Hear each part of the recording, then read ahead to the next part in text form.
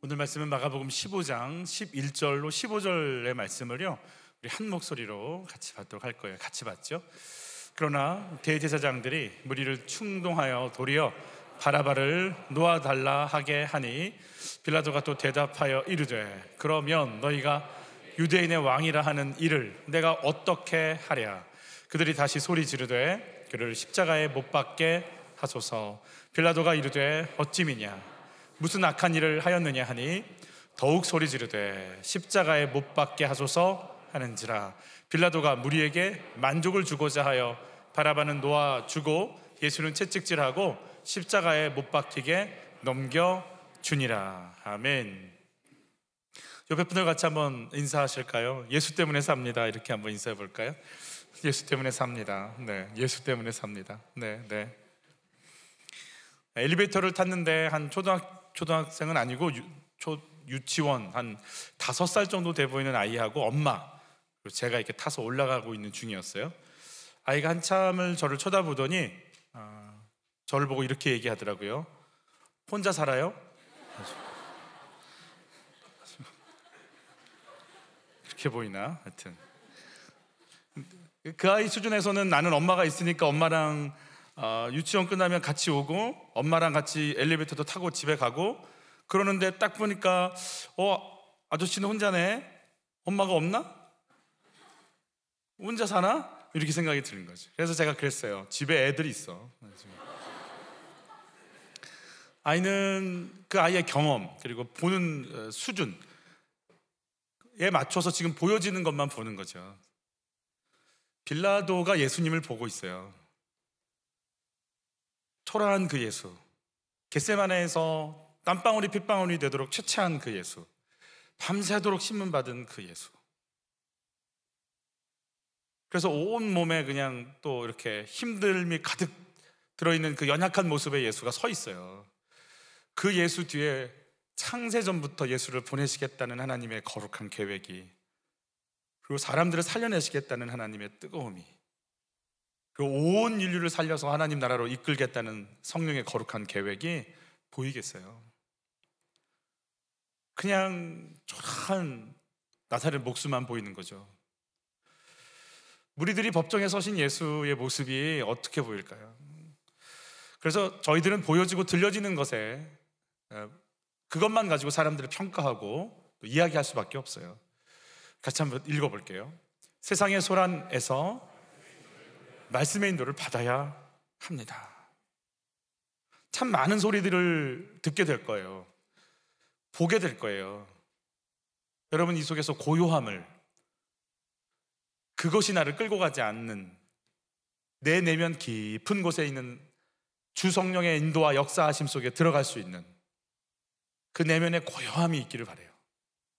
12절 13절을 어떤 소동들이 있었는지 같이 받아요. 빌라도가 또 대답하여 이르되 그러면 너희가 유대인의 왕이라 하는 일을 내가 어떻게 하랴. 그들이 다시 소리 지르되 그를 십자가에 못 박게 하소서. 십자가에 못 박으라고 외치는 사람들 5일 전에 호산나 외쳤던 사람들이거든요. 호산나 우리를 세일버스 구해 주십시오 라는 말인데, 십자가는 크리스파이, 그 사람 저주의 십자가에 죽여 주십시오 라는 말이죠. 나를 구해 주세요, 살려 주세요, 생명을 외쳤던 사람들이 저 사람 죽여 주세요, 필요 없어요, 저주와 죽음을 외치는 상황이 됐어요. 같은 땅 같은 시간대에 있는 같은 사람들인데 불구하고 이렇게 바뀐 이유가 뭘까? 호산나를 왜 외쳤을까요? 예수가 우리를 로마에서 건져줄 만한 존재로 여겨졌기 때문에 부른 거죠. 왜 십자가에 못 박으라고 외칠까요? 예수가 우리를 구해줄 만한 존재가 아니라고 여겨지니까 외치는 거죠. 왜 우리가 제가 보니까 기도를 제가 안 하는 순간들이 많고요, 고민을 하고 연구를 해요. 연구라니까 연구원에 다니시는 분들은 연구를 하지 말고 기도를 할까, 이런 표정. 그런 건 아니고, 그 개념이 아니고, 교회 일을 하는데 연구를 해요. 저 사람 어떻게 바뀌지? 이 문제 어떻게 해결하지? 연구를 해요. 사람을 어떻게 바꿔요? 내가 연구한다고 사람이 바뀌면 얼마나 좋을까요? 나도 안 바뀌는데. 주님이 그 사람을 바꾼다라는 믿음이 없으니까 기도를 안 해요. 목사인데 기도를 안 해요. 고민을 해요. 끙끙 앓아요. 기도를 안 해요. 기도해도 될 일이 아니라는 믿음이 있으니까. 하나님이 이 일에 역사하지 못한다라는 믿음이 있으니까. 하나님이 하신다라는 믿음이, 하실 수 없다라는 믿음이 있으니까 기도 안 해요. 호산나 외치질 못해요. 이건 누구 때문에 이렇고, 이 문제는 누구 때문에 그래. 그리고 억울하고 정죄하고 싶어져요. 그분이 그 일을 할 수 있다라는 믿음이 없으니까 호산나의 간구가 나오지 않아요. 여러분, 내 죄가 보여서 구원을 외쳐지나요? 남의 죄가 보여서 저주를 외치나요? 저 사람 저 좀 혼 좀 나봐야 돼. 저렇게 해가지고 어떻게 하려고 저래? 여러분, 문제 앞에 내 허물과 약함이 보여서 구원이 외쳐지나요? 내 어려움은 당신 때문이라고 억울해서 원망과 불평을 외치나요? 여러분, 왜 바라바를 외칠까요? 11절엔 대제사장들이 뭐 했다고 나와요? 충동했기 때문에 바라바를 놓아달라는 말을 외치기 시작했다라고 얘기하는데, 무리들 눈앞에 이 충동에 같이 동참할 수밖에 없던 이유가 예수님이 그럴 능력이 없다라고 여겨졌거든요. 우리를 구원할 능력이 없다라고 여겨진, 힘없는 예수, 초라한 예수가 보이니까. 여러분, 노임을 받는 바라바가 누군지 같이 읽어요. 밀란을 꾸미고 그 밀란 중에 살인하고 체포된 자 중에 바라바라 하는 자. 그래서 우리를 위해서 로마에 항거하고 밀란도 꾸미고 죽이기도 하고 폭동을 일으켜도 좋으니까 내가 원하는 거를 좀 시원시원하게 해줄 수 있는 사람이면 그 많은 병자를 고치고 치유했을지라도 예수보단 바라바가 낫다고 그들도 인정을 해버리는 거죠. 그래서요, 내 필요를 채워줄 것 같으면 호산나를 외치고, 내 필요를 못 채워줘? 그럼 십자가를 외치는 거예요. 제자들도 마찬가지예요. 제자들이 예수님 따라가지만 예수님이 예루살렘 성에 가까이 가면 갈수록 제자들의 소원이 있다면 예수님의 우편과 좌편에 앉는 거지, 하나님의 나라를 이 땅 가운데 펼치는 거, 그런 거 별로 그렇게. 내 우편 좌편에 앉을 수 있어. 근데 그게 아니잖아요. 오히려 막 잡혀가고 그러잖아요. 그러니 예수님 따라가기가 힘든 거죠. 그래서 떠나가는 거예요. 내가 예수를 믿지만 뭐야? 왜 나한테 이거 안 해줘? 왜 나 인생 안 펴줘? 왜 나한테 우리 집 이렇게 힘들어? 왜 나 취업 안 돼? 왜 난 여자친구가 없어? 내 필요를 안 채워주거든요, 예수님이.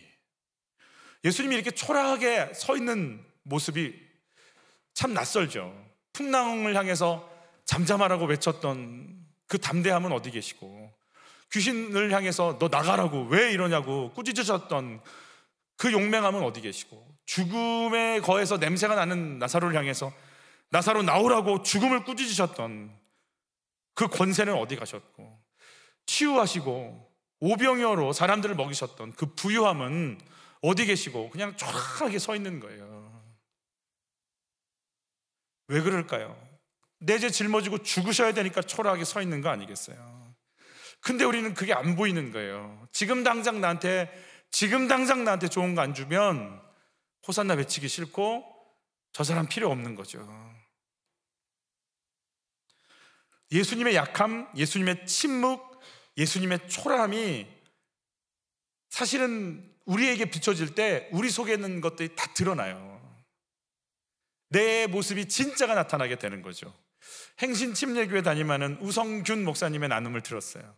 고등학교 2학년 가을 부흥회를 마치고 찬양하면서 집으로 가는 중에 공사판에서 휠체어를 탄 노숙인을 만나요. 근데 성령께서 이런 감동을 주시는 거예요. 저 사람한테 가서 복음 전해라. 아니, 고등학교 2학년짜리가 그 밤중에 무슨 복음, 노숙자한테. 그래서 그냥 피해서 가려고 하는데 갑자기 노숙자 앞에서 힘이 쭉 빠져서 풀썩 주저앉았대요. 그래서 자기가 놀란 게 아니라 노숙자가 놀랬대요. 그래서 이렇게 일어나면서 노숙자가 이렇게 같이 보면서 어쩔 수 없다 이러고 이제 부흥회 때 은혜 받은 거, 내가 알고 있는 거, 막 생각나는 거 다 토해내면서 복음을 전하는 거죠. 한참을 20-30분을 복음을 전하고 있으니까 이 노숙자 아저씨가 하는 말이, 자네 눈빛 보니까 목사해야 되겠네. 그때 교회에서 그랬어요. 자기는 미술할 거라고 그러니까 목사님들이, 야, 넌 신학했으면 좋겠어. 아니라고 했는데, 그 노숙자 아저씨가 그러는 거면 목사 될 거라고 하니까. 그리고 이런 말을 하는 거예요. 나 같은 사람 30명 알고 있는데 데려올 테니까 우리 천막 치고 여기서 교회 할까? 그렇게 얘기하니, 고등학교 2학년짜리한테. 선생님, 아저씨 저 미술 할 거고요, 저 막 이러고 얘기를 여기까지는 나오는데 토해지지가 않더래요. 그래가지고 이렇게 얘기했대요. 부흥회 마지막 4일째 끝나는 날 말씀드릴게요. 그리고 이제 간 거예요. 왔다 갔다 하면서 부흥회 다니면서 아저씨한테 옷도 드리고, 추우니까 헌옷도 드리고 음식도 갖다 주고 친해졌어요. 이제 점점 4일이 가까우잖아요. 부담이 되는 거지, 나는 뭐라고 얘기를 할까. 그래서 고민이 돼갖고, 이 아저씨 차라리 부흥회 데리고 가자. 그래서 은혜 받기 위해서 우리 교회 다니게 하고 천막은 치지 말자, 이런 생각이, 그런 기특한 생각이 오는 거죠. 그래서 아저씨를 모시고 부흥회를 간 거예요. 상가 3층에 있는 교회를 가려니 얼마나 힘들겠어요. 이게 턱이 얼마나 많겠어요. 막 끙끙 대니까 아저씨가 손을 잡고 그러더래요. 내가 교회를 안 가본 게 아니야. 나 같은 사람이 교회 가면 환영하지 않아. 먼저 들어가, 자네 먼저 들어가. 나 여기 기다릴게.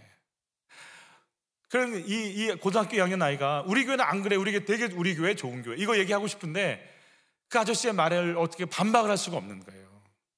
예상이 되니까. 그리고 너 지금 당장 힘들고 버부하시니까 알았다고 아저씨 기다리라 그러고 부흥회에 참석했는데 말씀이 안 들어오는 거예요. 그런 마음속에 고민만 하고 있다가 하나님께 고백이 되는 거예요. 그래요, 하나님, 저 목사할게요. 나 복음 전하는 자로 살게요. 내가 복음 전하는 20-30분이 그렇게 행복했어요. 미술할 때보다 더 행복한 것 같아요. 하나님, 나 할게요. 그리고 결단이 선 거예요. 이 친구한테. 부흥회 마치고 나갔어요. 나가서 아저씨를 찾는데 아저씨가 안 보이는 거예요. 공사판으로 달려갔어요. 아저씨 어디 있는지 흔적도 안 보이는 거예요. 이동 중이신가? 온 마을을 뛰어다녔어요. 안 보이는 거예요. 그 이후로 그 아저씨를 본 적이 없어요. 이 노숙자 아저씨는 무슨 일 했어요? 이 초라한 아저씨가 무슨 일을 한 거예요? 여러분, 고등학교 2학년 아이들이 꾸는 꿈이 뭐예요? 좋은 대학 가서 예쁜 여자랑 데이트도 하고 신나게 놀고 이렇게 여행 가고 이렇게 그 정도 생각해 줘야 되는 거 아니에요? 그래요, 나만 그랬어요. 여러분은 국가, 막 민족 이런 거 생각했는데 저만 그랬어요. 저만. 네, 하여튼 수준이 높아갖고 여러분들은. 근데 이 고등학교 2학년 아이가 복음 전하는 게 너무 귀하네요. 노숙자분들이라도 내가 이분들에게 복음 전하는 게 하나님 부르심이면 거기 순종할게요라고 얘기할 수 있는 게, 어떻게 그런 꿈을 꿀 수 있어요? 어떻게 놀까? 어떻게 더 재밌을까? 어떻게 더 짜릿할까? 온 정신이 거기가 있어야 되는데, 이 초라한 아저씨 통해서 이 아이가 내가 하나님의 일을 해보는 사람이 돼야 되지 않을까라고 하는 생각의 변화가 오기 시작하는 거 아니에요? 초라한 것을 통해서 내 실체는 드러나게 되어 있어요. 장애인 공동체 사역을 하는 서진교 목사님의 나눔이에요. 하도 노숙자들을 돕고 다니니까 아내가 백화점에서, 여보, 이거는 당신이 해야 돼, 이거 한정판이고 꼭 당신이 했으면 좋겠어, 목도리를 사줬대요. 그래서 2주 동안 차고 다녔대요. 아내가 있는 사무실로 가는 쪽에, 논현동이라서 그쪽에 가는데 역 근처에서 한 아저씨가 얇은 잠바를 입고 깡마른 모습으로 그 추위를 막 떨면서 걸어가고 있는데, 이거 놔두면 안 될 것 같은 마음이 너무 들어서 아저씨한테 가서 아내가 선물해준 한정판, 한이 맺힌 판인가? 이렇게 해줬어요. 아저씨가 그걸 하고 따뜻하니까 좋아서 이렇게 목례를 하고 가더래요. 뒷모습을 보는데 아깝다는 생각이 드는 게 아니라 그 뒷모습이 꼭 예수님 같더라고요. 그때 이분에게 하나님께서 지혜를 주세요. 십자가 지시기 전에 예수님 하셨던 말씀 중에 지극히 작은 자에게 한 것이고 나에게 한 것이다. 근데 이 말은 지극히 작은 자들을 위한 말이 아니라 나 승천하고 안 보이면 나 많이 보고 싶을 거야 얘들아. 나 많이 보고 싶을 땐 지극히 작은 자들에게 가. 그러면 그 모습을 하고 있는 나를 만나게 될 거야. 나 보고 싶어? 지극히 작은 자들에게 가. 쓸모없고 볼품없고 가치없고 아닌 것 같은 그 한 영혼들에게 찾아가. 나 만나게 될 거야. 그래서 이분이 예수님으로 변장한, 아니 노숙자로 변장한 예수님을 만나려고 찾아갈 때마다 그들의 눈빛에서 오는 그 거룩함을 느낄 때 이루 말할 수 없는 기쁨과 행복을 누린다라는 거죠. 여러분, 내가 작은 자, 지극히 작은 자, 그냥 겉모습을 뛰어넘어서 그 영혼의 모습을 만질 수 있는 영안이 열려지고 그 모습을 볼 수 있는 능력이 여러분들에게, 우리에게 임하시기를 축복하는 거예요. 그 초라한 예수, 그 초라한 예수를 보면서 우리는 무슨 생각해야 돼요? 내 죄 때문에 저기 서 있고 내 죄를 짊어지려고 저기 서 있는 그 예수님을 볼 수 있고 내 죄를 찢고 영원까지 이끄시겠다는 하나님의 초대를 볼 수 있는 우리 그 눈이 열렸으면 참 좋겠어요. 사람을 볼 때 그래서 진짜 외모가 아니라 영혼이 좀 만져졌으면 좋겠어요. 영혼이 좀 보여졌으면 좋겠어요. 이 사람 참 빈궁하구나. 이 사람 참 우울하겠구나. 이 사람 참 연약하구나. 이 사람 푹 패여져 있구나. 정말 채워져야 되는구나. 그 영혼의 느낌이, 영혼을 만지고 싶은 소원이 우리들에게 열리기를 여러분 예수님을 축복하는 거예요. 내가 힘없는 예수를 만날 때, 어떤 것도 어떤 능력도 발휘하지 않는 예수를 만날 때 내 속에서 내 실체가 이렇게 나타나는 거예요. 아, 내가 예수를 이용하려고 믿고 있는지, 예수의 말씀에 순종하려고 믿고 있었는지, 예수를 버릴 건지 따를 건지, 아무 관계의 어려움 속에서 아무 말씀도 하지 않고 끙끙대게 만드시는, 아무 힘도 쓰지 않는 예수를 만나는 순간 내가 사람들을 살리려고 하는 마음이 있는지, 아니면 원망하고 불평하고 당신 만나서 내가 이게 힘든 거야, 원망하고 밀어내려고 내가 지금 이 공동체 안에 있는지 내 실체가 드러날 거예요. 내가 지금 무슨 말하고 어떤 표정을 짓고 어떤 말을 하는지를 보면 돼요. 은혜가 있고 충만하고 막 이러면 다 좋아요. 안 좋을 때 내가 나오는 거예요. 그렇게 보면 내 실체를 볼 수 있는 거예요. 초대교회는요, 주님이 안 계시는 상황들이 막 펼쳐졌어요. 그래서 그들의 실체가 나오는 거예요. 엎드려 기도하기 시작하는 거예요. 저들의 위협함을 아감하시고 아버지 예수 이름으로 이적과 표적이 나타나 복음을 증거할 수 있도록 우리를 도우소서라고 하나님을 향한 소망과 하늘나라에 대한 거룩함으로 엎드리기 시작하는 거예요. 초라한 예수, 아무 힘도 못 쓰는 예수 앞에 내 모습이 드러나기를 바라는 거고, 내 속에 있는 실체가 드러나기를. 그래서 내가 이런 상태구나. 아까 기도하잖아요. 한 주간 큐티 안 했다고. 이게 내 실체구나. 유튜브를 끊으면 금단 현상이 오는데, 핸드폰이 떨어지면 살 수가 없는데, 큐티는 안 해도 살만하구나. 그게 나구나. 이게 오는 거 아니겠어요? 여러분, 내 죄를 짊어지려고 모든 영광 버리신 예수님이 보이세요? 내 욕망을 채울 계획을 빼내시려고 오늘도 아무 힘 없이 서 계시는 예수님이 보이세요? 내 뜻 내 마음대로 움직이는 예수를 만나고 싶지는 않으신가요? 여러분, 말씀을 따라간다라는 거, 요동하지 않고 초라함 속에서 예수를, 하나님의 뜻을 발견하고 나갈 수 있는 좋은 예가 다윗의 사무엘하 상하에 등장하는데, 그 중에 한 사람 소개할까요? 다윗이 사울의 지배 아래서 쫓김 당하다가 이제 사울이 죽고 나서 유다 왕으로, 그리고 전 이스라엘 왕으로 등극했을 때 이야기예요. 7년 6개월 동안 유다 왕, 나머지 33년을 전체 이스라엘 왕으로 등극해서 다윗의 전성기를 누리는 그 순간에 다윗은 자기를 힘들게 했던 사울의 아들 요나단과 굉장한 우정이 있었잖아요. 그 요나단과의 우정, 약속했던 언약이 생각이 나서 요나단의 자녀들, 식구들을 찾기 시작해요. 그래서 발견된 사람이 무비보셋이라는 사람인데, 이 사람은 가봐서 만났더니 두 다리를 쓸 수 없는 절뚝이었고, 자기에게 주어진 이 재산은 종이 가져가서 싹 써버리고 자기는 그냥 버려진 상태였고, 사울이 할아버지가 왕이니까, 자기 아버지는 요나단 왕자니까 시간이 가면 사실은 자기도 왕이 될 수 있는 상황이 있는데도 불구하고 이 가문이 몰락했기 때문에 아무것도 할 수 없는, 그래서 종이 자기 재산을 다 가져가도요 억울하지만 말을 못해요. 왜냐하면 내가 사울 집안 사람이다라는 것이 드러나는 순간 다윗 치하에 있기 때문에 해를 당할까봐 말도 못하고 있는 상황이었어요. 다윗은 그를 발견하고 평생 왕의 식탁에 앉아서 밥을 먹게 합니다. 여러분, 왕의 식탁에 앉는다는 의미는 뭐냐면 너를 로얄 패밀리로 삼겠다라는 말이에요.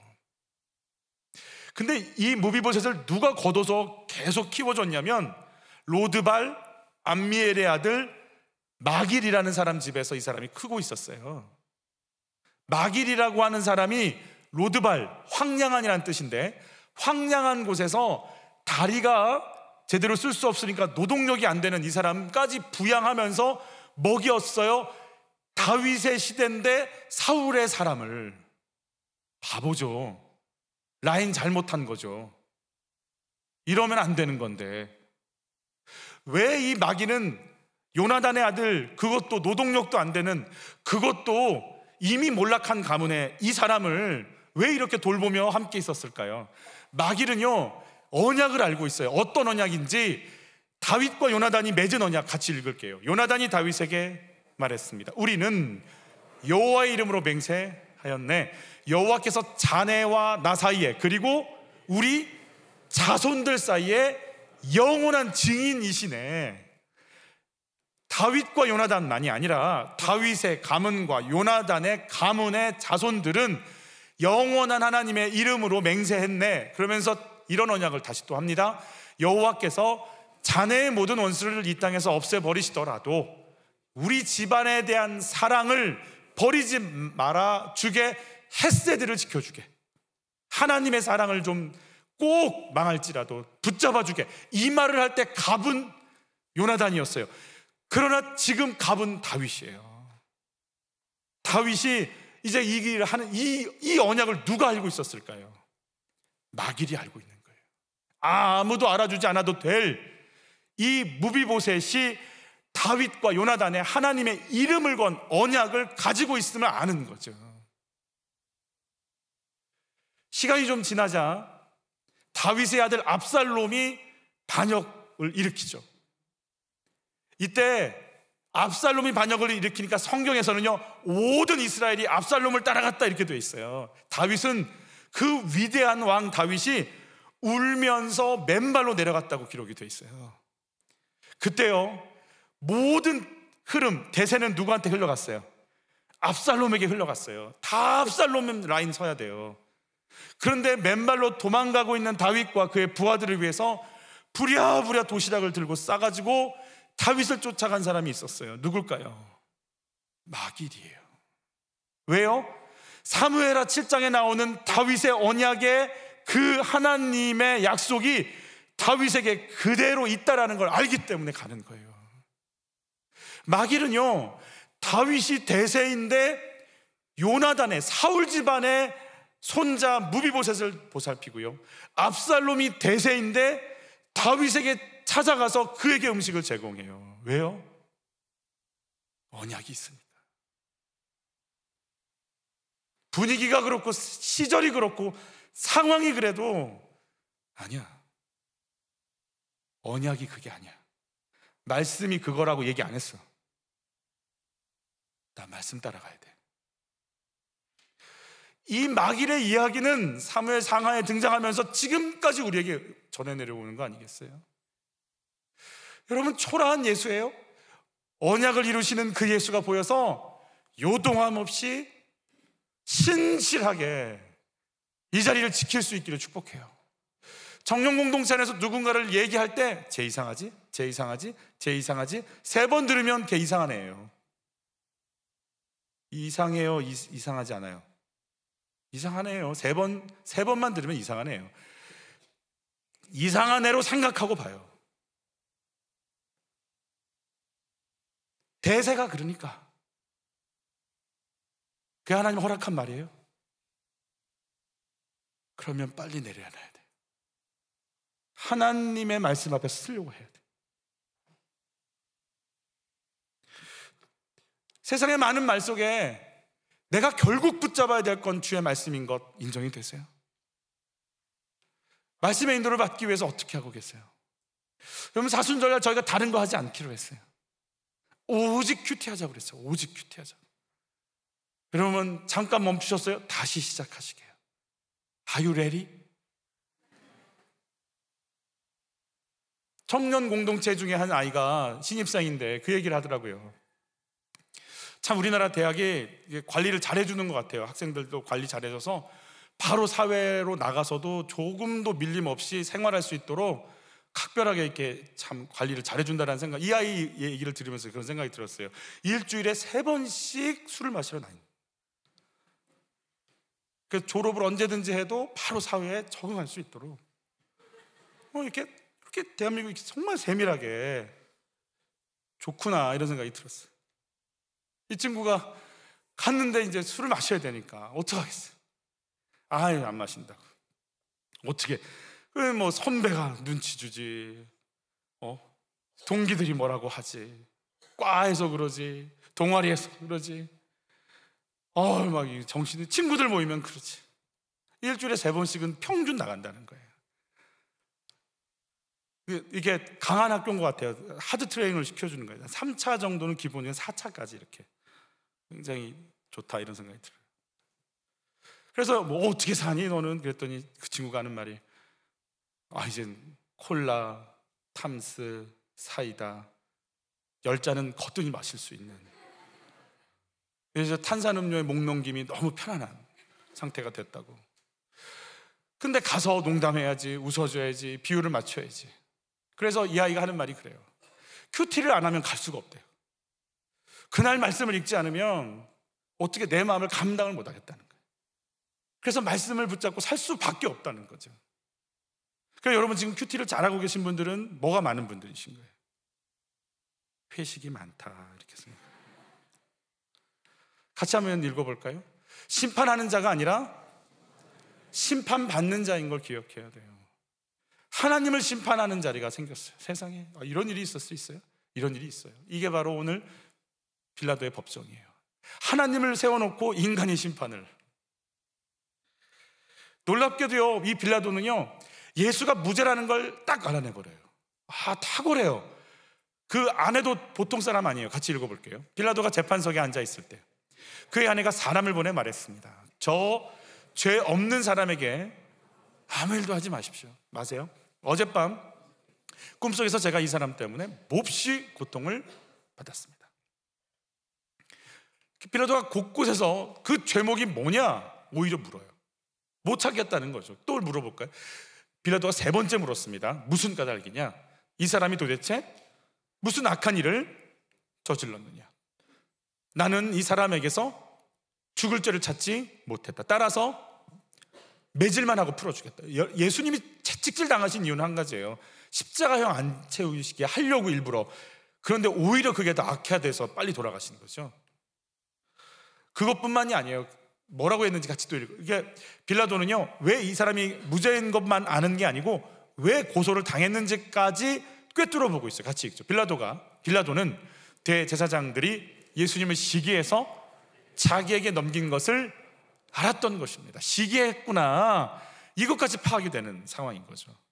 그리고 뭐라고 우리 잘 알고 있는 부분이죠. 같이 읽어요. 빌라도는 자기로서는 어찌할 도리가 없다는 것과 또 밀란이 일어나는 것을 보고 물을 가져다가 무리 앞에서 손을 씻고 말하였다. 나는 이 사람의 피에 대하여 책임이 없으니 여러분이 알아서 하시오 라고까지. 어째 보면 예수님의 재판에서 가장 많이 예수님 변호하는 사람 같아요. 그럼 빌라도는 어디서 무너졌을까요? 여러분, 빌라도 우리 사도신경을 우리 3부 때는 그냥 넘어가긴 하는데 1, 2부 때 꼬박꼬박 하죠. 빌라도 연극에서 보면 그 연극에서 빌라도가 외치는 게 있어요. 저 사도신경에서 저 소리 좀 그만 좀 하게, 막 이런 구절이.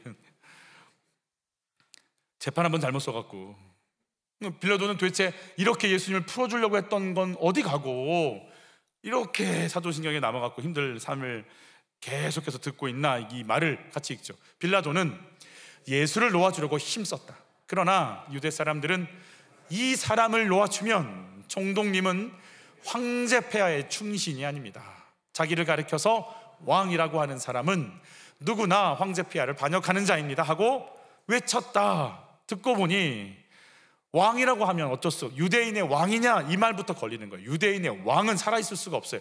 유대인의 왕은 로마 황제에게 가서 허락받고 와야 되는 왕이에요. 근데 자기가 로마 황제, 유대의 왕이라고 하면 로마 황제 말고 네가 스스로 뭔가 됐으면 로마 황제 무시한 거예요. 그럼 죽어야 되는 거예요. 유대인의 왕이냐, 이 말 한마디에 살아남을 수가 없는 거예요. 결국 어떤 일이 벌어졌는지 같이 읽죠. 그러나 그들은 마구 우기면서 예수를 십자가에 못 박으라고 큰 소리로 요구하였다. 그래서 그들의 소리가 이겼다. 마침내 빌라도는 그들의 요구대로 하기로 결정하였다.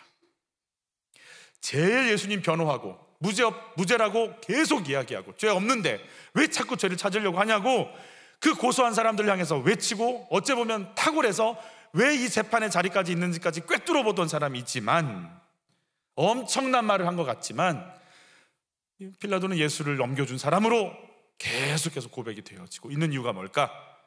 여러분, 요한복음 1장을 보면 같이 읽어볼 11, 12절 같이 읽을게요. 자기 땅에 오매 자기 백성이 영접하지 아니하였으나 영접하는 자, 곧 그 이름을 믿는 자들에게는 하나님의 자녀가 되는 권세를 주셨으니, 영접하지 아니하였다라는 말을 세 번역엔 뭐라고 하는지 같이 읽죠. 그가 자기 땅에 오셨으나 그의 백성은 그를 뭐 하지 않았어요?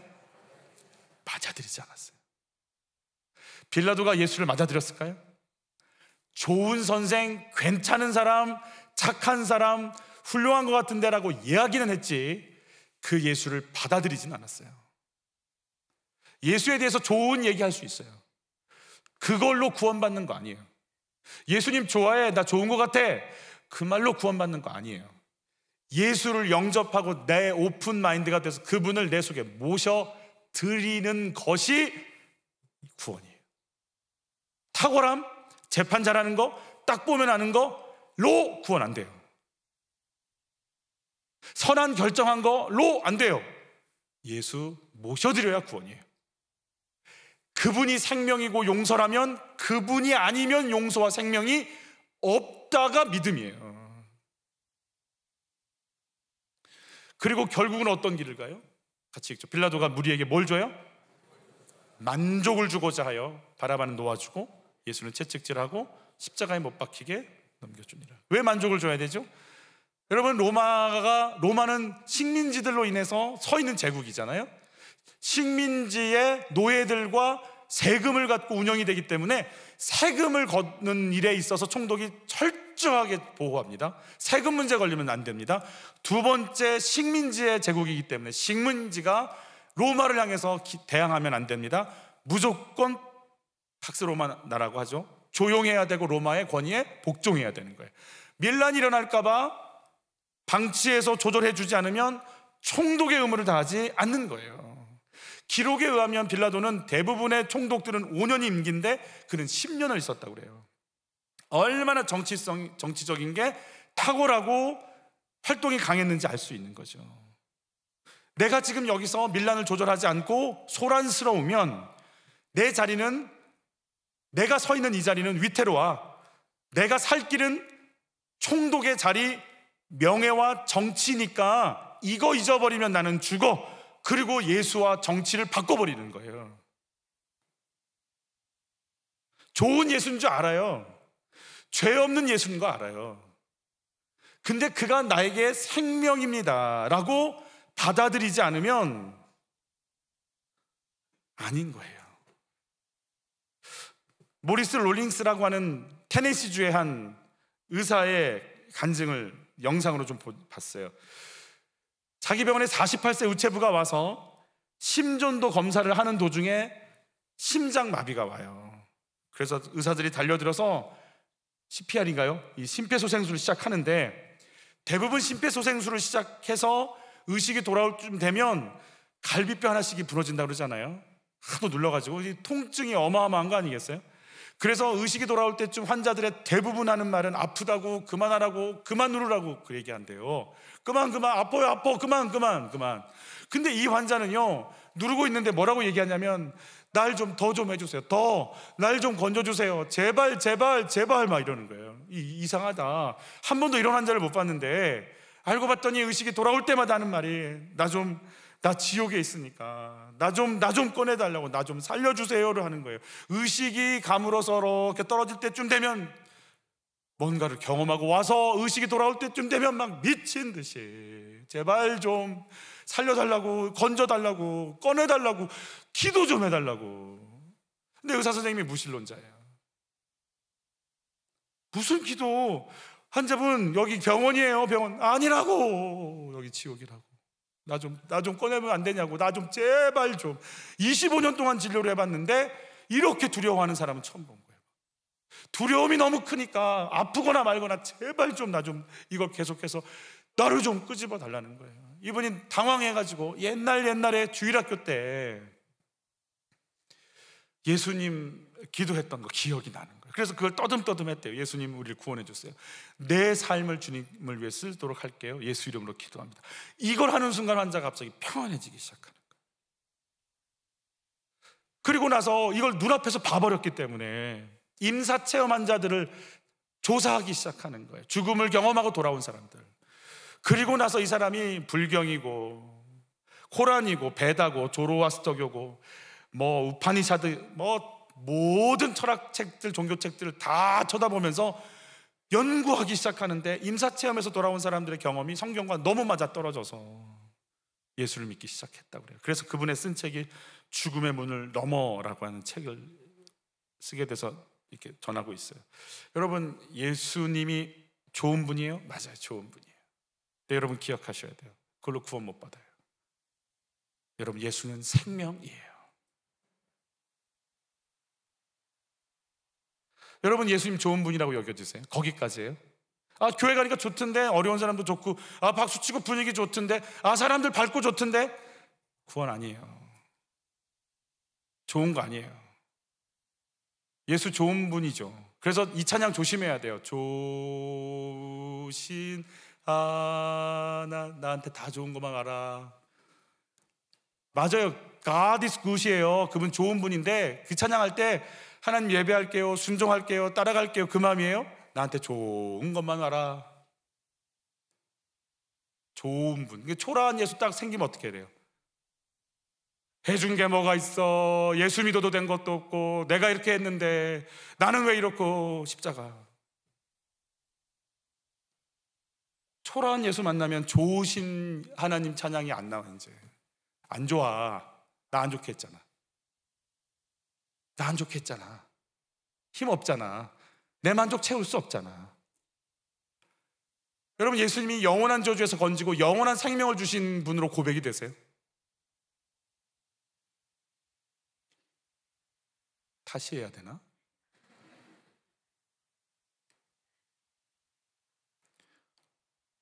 글쎄요.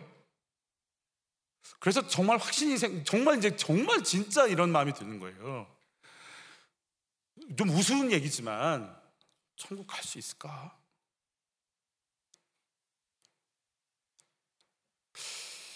아무리 봐도 저분 모르겠는데.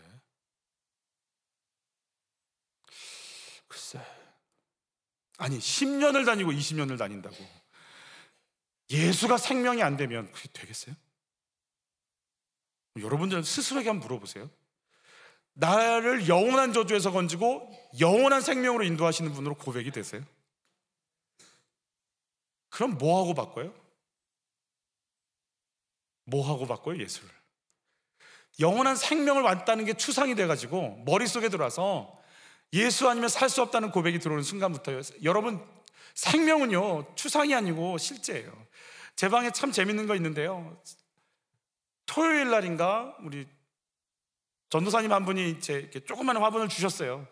여러분, 이틀 지났는데 이틀이 하루 지났는데 금요일 날 갖다 주셨나? 하여튼 이틀 지났다. 금요일 날 주셨나 봐. 이틀 지났는데 벌써 커 있어요. 여러분, 생명은요, 들어오면요, 알아서 해요. 알아서 늘어나요. 알아서 빛을 발해요. 알아서 꿈틀대요. 여러분에게 예수의 생명이 있어요? 아멘. 우리 눈이 열려서 그 초라한 예수 뒤에 하나님의 영원한 생명을 보기 시작하면 내 속에서요, 초라한 환경이 올지라도요, 그것과 상관없이요, 영원한 생명을 향해 나는 나가리라라고 하는 그 부유함의 삶을 누릴 걸 믿어요. 내가 심판하는 자가 아니라 심판받는 자인 걸 기억하는 은혜가 있었으면 좋겠어요. 마태복음 24장을 보면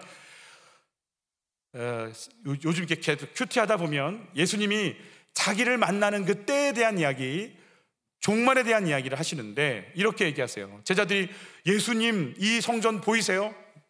그러니까 예수님께 보여드리려고 했던 헤롯 성전은요, 지금 TV에 보면 통곡의 벽이라고 해가지고 높은 벽 있죠. 그게 그 헤롯 성전의 외곽에 있는 한 모습이에요. 작은. 그러니까 그 성벽이 어마어마한 크기로 둘러 진치고 그 안에 또 성전이 있고 또 그 안에 또 있는 정말 우리가 상상을 초월하는 엄청난 크기의 성전인 거예요. 2000년 전에. 그 제자들이 그걸 막 자랑했거든요. 예수님 보세요, 이 성전. 그러자 예수님이 좀 시크해. 가난한 자, 병든 자 이러는데 사실 말하는 거 보면 좀 그래. 예수님이 뭐라고 했는지 한번 볼게요. 같이 읽죠. 내가 진정으로 너에게 말한다. 여기에 돌 하나도 돌 위에 남지 않고 다 무너질 것이다. 예수님 보이세요? 너무 멋있죠, 이 건축물. 그러니까 예수님 한마디에 다 무너져. 영적으로 보면 진짜 성전인 예수가 왔으니 가짜 성전 모델하우스는 가야지. 아니, 아파트 들어가 사는데 왜 또 모델하우스 자꾸 가? 진짜 성전 나왔잖아, 이런 의미가 있지만 의지하고 또 눈에 보여지고 내가 이것이라면 정말 자랑할 만하다고 생각하는 내 눈의 기준이 무너지는 순간 보이지 않는 영의 세계를 붙잡는 인생이 된다라는 걸 얘기하는 거예요. 그러면서 어떤 얘기를 또 하시는지 같이 봐요. 그날 환난 후에 즉시 해가 어두워지며 달이 빛을 내지 아니하며 별들이 하늘에서 떨어지며 하늘의 권능들이 흔들릴 거예요. 여러분, 온 세상은요, 태양 에너지로 가요. 태양의 힘으로 모든 게 기후가, 산이, 들이 다 살아요. 태양 없으면 그냥 다 끝나요. 달의 힘, 태양 받아서 나요. 별도 그 빛을 받아요. 근데 그게 다 떨어지고 빛을 잃어요. 권능들이 흔들려요. 그럼 뭘 의지해요? 의지할 게 아무것도 없어요. 놀라운 건 30절에 같이 그 때에 인자의 징조가 하늘에서 보이겠고 인자가 구름을 타고 능력과 큰 영광으로 오는 것을 보리라. 아, 이거야. 나 이 정도면 됐어 라고 하는, 그게 안 되는 거죠. 그때는 보이지 않는 누구만 의지할 수밖에 없어요? 예수. 빌라도가 내 고위 공무원의 꽃이야, 총독은. 이건 지켜야지. 예수를 선택하면 무너지는 상황이 돼요. 빌라도에겐 다예요, 그게. 해가 빛을 잃고 달과 별들이 힘을 잃고 흔들리는 때예요, 그게. 그런데 그때가 오면 빌라도는 누구를 만나는 거예요? 예수 만나는 거예요. 근데 그걸 놓치는, 내 인생에 해가 흔들리고 빛을 잃고 달과 별이, 하늘의 권능들이 힘을 잃는 사건은요, 초라한 예수 때문에 얻은 게 없네 늘 말하는 때가 아니라 인자를 만날 때예요.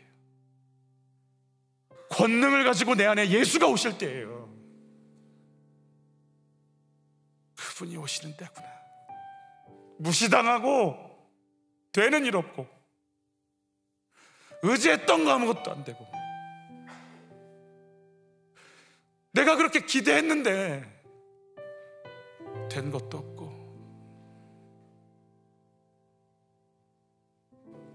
주님이 그러시는 거예요. 네가 의지할 게 없지. 초라한 예수 만났지. 예. 인자가 권능을 가지고 네 속에 들어갈 때.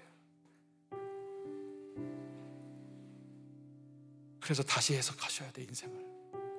내가 이제 진짜 예수 만날 때구나. 내가 의지할 게 진짜 없구나. 학벌 귀신, 돈 귀신, 명예 귀신, 외모 귀신에 있다가 외모도 안 돼, 학벌도 안 돼, 돈도 안 돼. 이제 귀신이 떠나는 거예요. 자랑하지 않아. 예수밖에.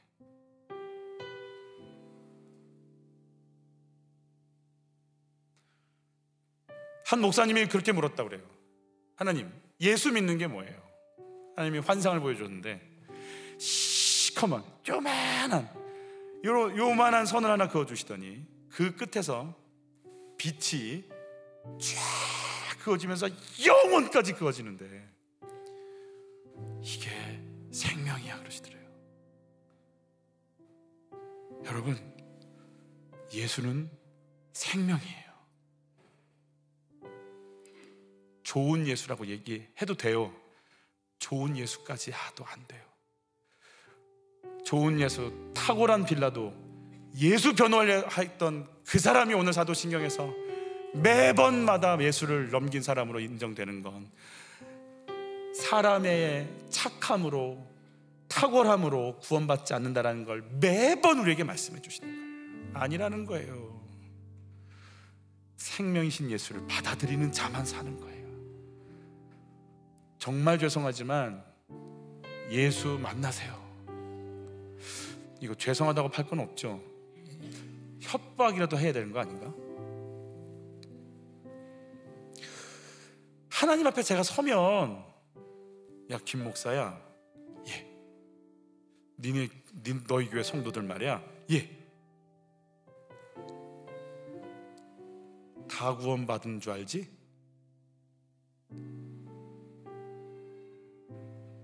제가 어떻게 대답을 해야 돼요? 제가 어떻게 대답을 해야 돼요?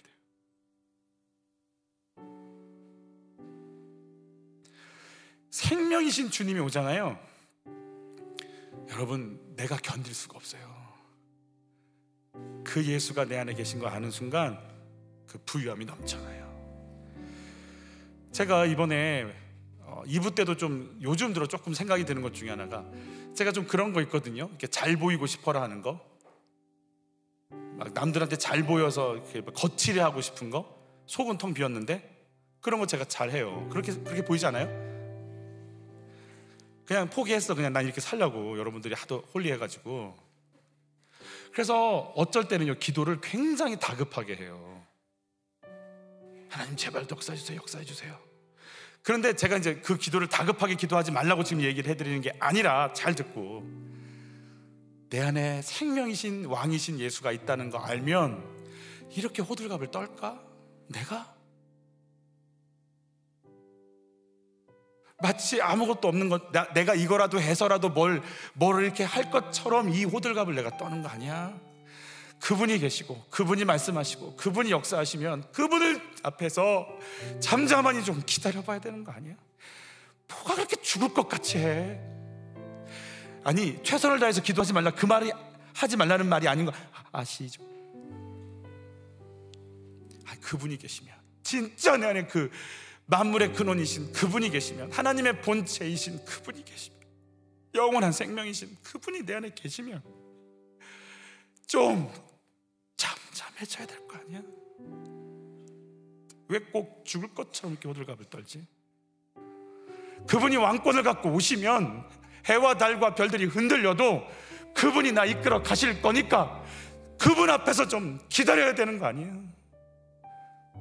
이 세상이 끝나면 끝나는 거지, 우리가 호들갑 떤다고 안 끝나겠어요? 그분이 끝내시면 끝내는 거고, 그분이 이끌으시면 이끄시는 거고, 그분이 살리시겠다고 하면 살아나는 거지. 그럼 그분이 내 안에서 일하시겠다는데 그분 앞에 좀 엎드리는 게 먼저 아니겠어요? 그분이 준 평안을 누리는 게 먼저 아니겠어요? 내가 예수를 알까요? 정말 예수가 있어서 이렇게 열심히 찬양하고 기도하는 걸까요? 아니면 안 느껴져서 이거라도 해야 뭐가 될 것 같아서 하는 건 아니에요? 진짜 예수가 있으면, 그 생명이신 예수가 있으면, 이제 그분이 날 끌고 가는 너무 자연스러운 생명력을 가지고 살려내고 싶고, 축복하고 싶고, 위로하고 싶고, 치유하고 싶고, 함께하고 싶고, 일어나고 싶고, 빛을 발하고 싶은, 나를 뛰어넘는 알 수 없는 그 생명력이 내 속에서 계속해서 나가는 거 아니겠어요? 내 삶의 해와 달이 떨어지고 내가 자랑하는 성전이 돌 위에 돌 하나도 남지 않는 사건들이 있으세요? 이 사건이 바로 내 삶 속에 예수님이 임하는 사건임이 인정이 되실까요? 여러분, 마귀를 보실 때 하나님의 마음이 어떠셨을까요? 여러분, 군중들을 보실 때 하나님의 마음이 어떠셨을까요? 여러분, 본디오 빌라도를 보셨을 때 하나님 마음이 어떠셨을까요? 나는 하나님을 나의 유익을 위해 만나고 있나요? 나의 영원한 생명으로 만나고 있나요? 생명이신 그분이 여러분을 이끌어 가실 걸 믿어요. 그 예수가 여러분의 목자요 생명임을 누리고 경험하는 은혜가 있기를 바라는 거예요. 우리 찬양하면서 하나님 앞에 나가는 시간 갖도록 하죠. 위대한 그 사랑으로 십자가 주님 지셨네. 세상 속에 빛 되었네. 그 주님의 피로 사셔서 영원한 생명 주셨네. 값없이 주신 그 참 사랑. 예수 때문에 살아가고, 예수 때문에 찬양하고, 예수 때문에 완전하고, 예수 때문에, 예수 때문에 사랑받고, 예수 때문에 행복하고, 예수 때문에 위롭고, 예수 때문에, 예수 때문에 더러워진 많은 죄를, 더러워진 많은 죄를 그 피로 대속하셨네. 오늘도 승리 주셨네.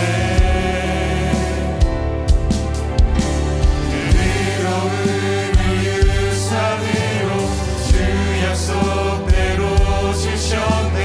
날마다 함께 하시네. 예수 때문에 살아가고, 예수 때문에 찬양하고, 예수 때문에 완전하고, 예수 때문에, 예수 때문에 사랑받고, 예수 때문에 예수 때문에 위롭고, 예수 때문에 살아가고, 예수 때문에 살아가고, 예수 때문에 찬양하고, 예수 때문에 완전하고, 예수 때문에 사랑받고, 예수 때문에 사랑받고, 예수 때문에 행복하고, 예수 때문에 위롭고, 예수 때문에, 예수 때문에. 머리로 예수가 아니고 진짜 내 영혼으로 받아들이는 거예요. 내가 잘나고 깨끗하고 거룩하고 의로운 건 기도 많이 해서 아니에요. 죄 많이 안 지어서 아니에요. 여러분, 이렇게 굉장해서 아니에요. 예수 때문에 그래요. 한번 받아보세요. 예수 때문에 내가 산다. 이걸 그냥 받아들여 보세요. 그리고 내 영혼이 만끽해 보세요. 예수 때문에 내가 하나님의 자녀 된다. 예수 때문에 내가 의롭다. 예수 때문에, 예수 때문에 내게 영원한 생명이 있다. 내가 이 육신을 벗고 영원히 산다. 예수 때문에 자녀가 되었다. 예수 때문에 하나님을 아버지라 부른다. 예수 때문에 어떤 세력도 나를 건드릴 수 없다. 오직 다른 거 없다. 오직 그의 은혜라. 오직 주의 은혜라.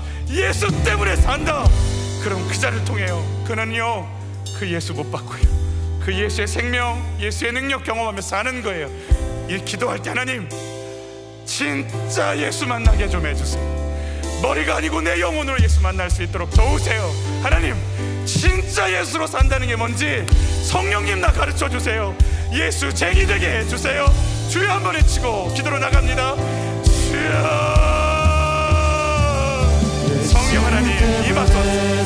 성령 하나님 만지소서. 성령 하나님 기름 부으소서. 성령 하나님 영혼 육을 다해 당신을 원하고 기다리고 있는 한 사람 한 사람들 지금 만지소서. 가짜 예수 아니고 믿는 척하는 거 아니요, 아버지 착한 척도 아니요, 나를 완벽하게 용서하신 생명 예수를 진심으로 받아들일 수 있도록. 할렐루야. 내가 왜 사는지, 왜 죽고 부활하는지, 왜 내가 이 땅에 왔는지 나 다시 눈뜨게 도와주십시오. 하나님, 예수를 알기 원하는데 성령으로 알기 원하나이다. 성령의 도우심으로 알기를 원하나이다. 내 힘으로 알 수가 없사오니 당신께서 가르치시고 당신께서 깨닫게 해주셔야 할 수 있사오니 성령 하나님이여, 지금 한 사람 한 사람들 위해 임하소서. 내가 예수로 사는 인생인 것이 어떤 것인지를 다시금 알게 도우소서.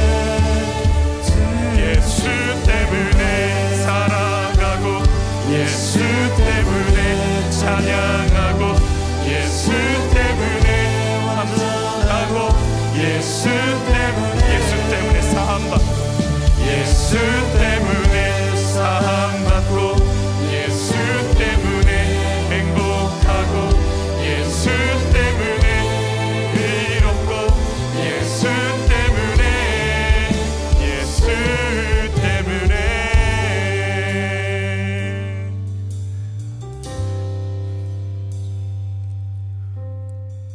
불안과 염려들, 죽고 싶고 죽이고 싶은 마음들, 분노와 아픔들, 상처와 더러움들, 음욕과 정욕들 예수 이름으로 떠나갈지어다.